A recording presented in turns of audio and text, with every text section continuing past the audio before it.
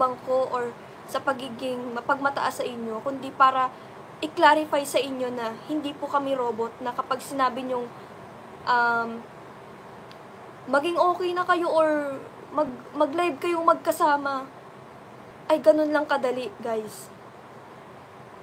At isa pa, hindi ganun kadali na mawawala agad yung nararamdaman mo. If ever naman nag-sorry ka, oo, nag-sorry ka, tatanggapin ko yung sorry mo, pero hindi ibig sabihin yung tampo ko is wala na.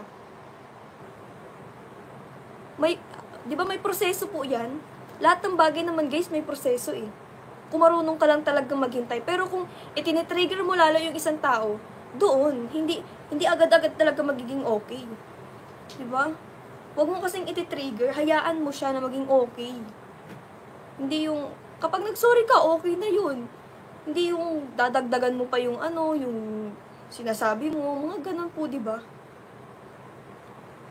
Lawakan din ang, wag po ako na lang ang laging mag-uunawa, guys. Nag-uunawa po ako. Super ang pag-uunawa ko, guys. Sana ganun rin po kayo.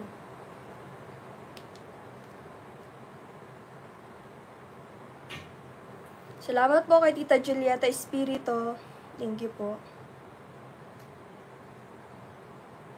Sinusubok lang kayo ng tadhana, langga. Kung gaano kayo katatag sa isa't isa, kailangan nyo malampasan nyo yan.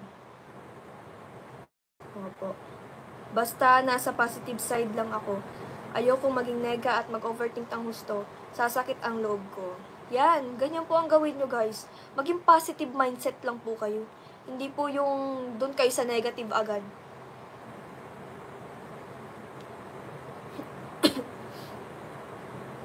Magtiwala lang po kayo.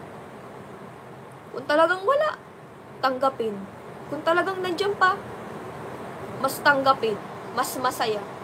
Pero kung wala na talaga, guys, huwag nyo nang ipilit yung mga bagay na hindi nababalik. Yun lang po yun.